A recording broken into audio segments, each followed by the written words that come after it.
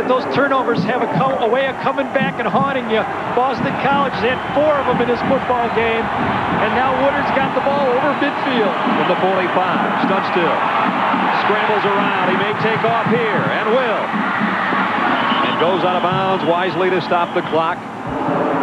Picked up about 7 yards to the 38 and got out with 1:20 to go. What a dream come true for Darren Studstill. Being able to lead this football team down the field, have a chance to win a game that could put you in a championship game for the national championship.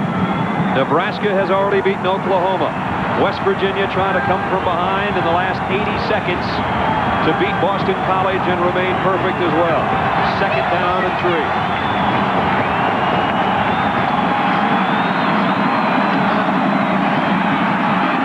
Studstill completes it to the 24-yard line, and Mike Baker has cooked up 2 big catches on this drive. Mike Baker caught that ball right on the sideline. One of the things that you see in a 2-minute drill by the defense is they start to get a little bit nervous. This time Michael Reed pushes him out right here, but just is able to get both of his feet in. And he's done it. Studstill and the Mountaineer offense without using that one final timeout they have left. 1st and 10. Studstill fires. Touchdown! Ed Hill! And West Virginia in front.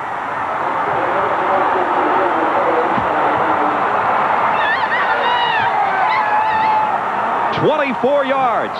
Ed Hill's first catch of the day, and certainly the biggest of the season for the Mountaineers. Now West Virginia needs to go for 2 in this situation to make it a 3-point game. What a play, what a throw, what a drive.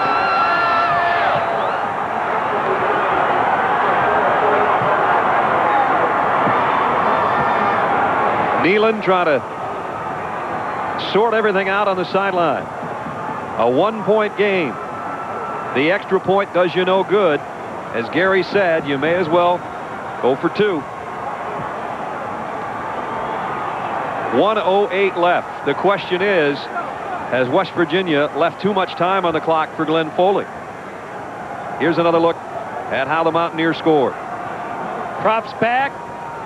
West Virginia rushing 5 people, man-to-man coverage to the outside.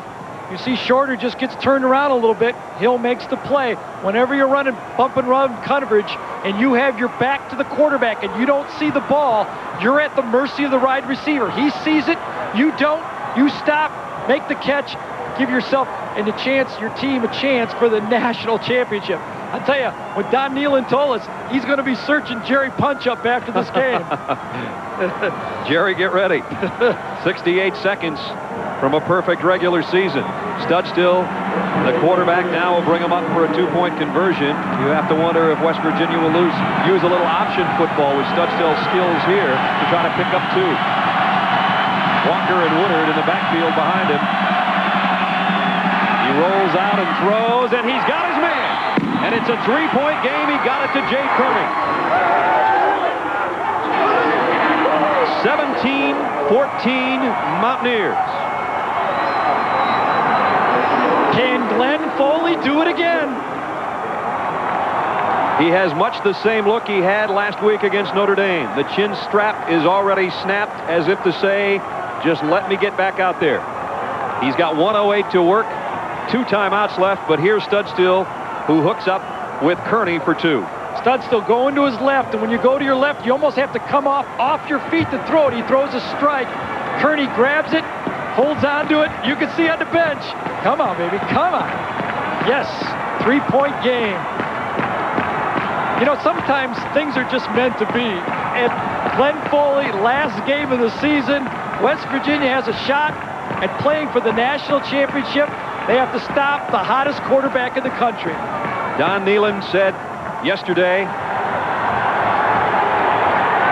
if we beat Boston College and finish 11-0 and are not in a game for the national championship, you guys are going to have to come and bail me out of jail.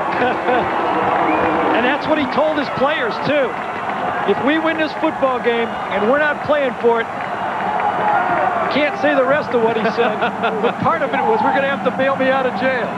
Sports Center coming up following our game. They'll try to sort out the college football mess and everything else that's gone on, including a lot of big basketball games. We've got 3 coming up tonight, but right now we have got 68 seconds of electricity remaining at Alumni Stadium. The kick to Ransom at the 2-yard line.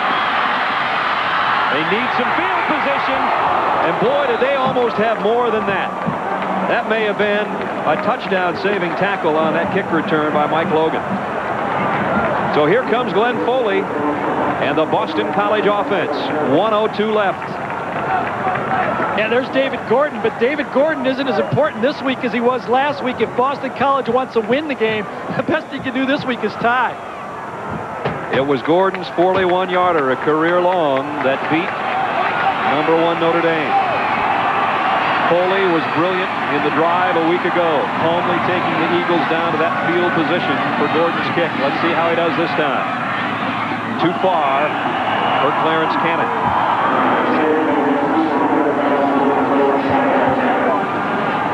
David Gordon missed a 40-yarder against Northwestern that could have won that game, and then came back against Notre Dame and won it.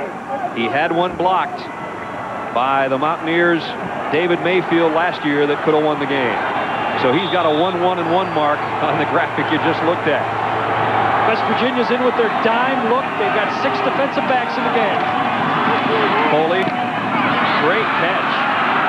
That was not an easy catch by Anthony Comer, and he takes it out of bounds for a pickup of about 4 or 5. 3rd down and 5 coming up. That part is really academic. The clock, and now Boston College saying they got out of bounds, and I thought they did. The clock continuing to run. Well, he should take a timeout. Foley, with 30 seconds left, gets it to Comer again. Penalty markers down.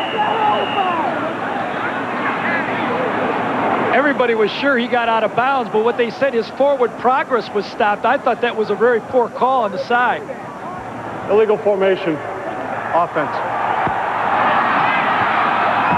So a double blast of bad news for BC. They didn't get out of bounds. They let precious time tick off the clock, and then an illegal formation backs them up further. Here's the previous play when Boston College thought they were out of bounds. You see him going forward. Comer is clearly out of bounds. That's a very poor call by the referees, and that's what confused Glenn Foley on that play. Well, it had us confused, and obviously Tom Coughlin feels the same way. He was just under the assumption, as that clock continued to wind down, that his man had gotten out of bounds. Foley still trying to talk to the referee about it, and now they'll start the clock at 25 as Foley on 3rd down and 10. Fires, completes it. And it's going to be good enough for a 1st down with forward progress, but now they're going to have to get a timeout with 17 seconds to go. Pickup of 13.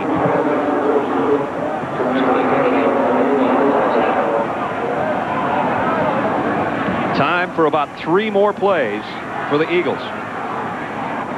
Yeah, and unfortunately, I don't think they're going to be able to throw 3 plays like that if they want to win the game. If they want to try a long field goal, they'll be able to throw those 15-yard passes. On that last play, he was forced to do it because of the mix-up on the timeout call. I'm sure Steve Dunlap will stay in zone and force the throws underneath.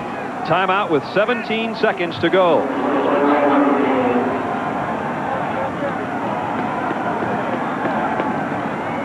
In the year 23,012 BC. Unbeaten team. Give us a Sugar Bowl or a Cotton Bowl berth, they might have an argument. 17 seconds and less left. Foley fires. Man there. Out of bounds at the 40 to Michael Campbell with 10 seconds left.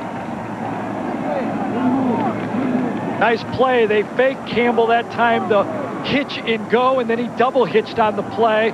They need one more pass to get it around the 20 to 25-yard line to have a real legitimate shot on a field goal. Get back.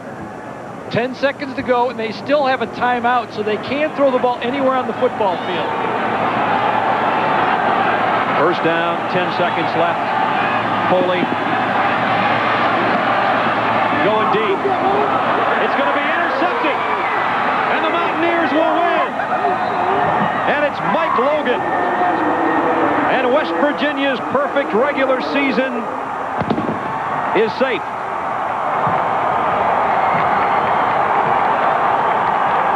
Don Nealon and his Mountaineers, for the second time, have finished a regular season with an unblemished mark, as they did in '88.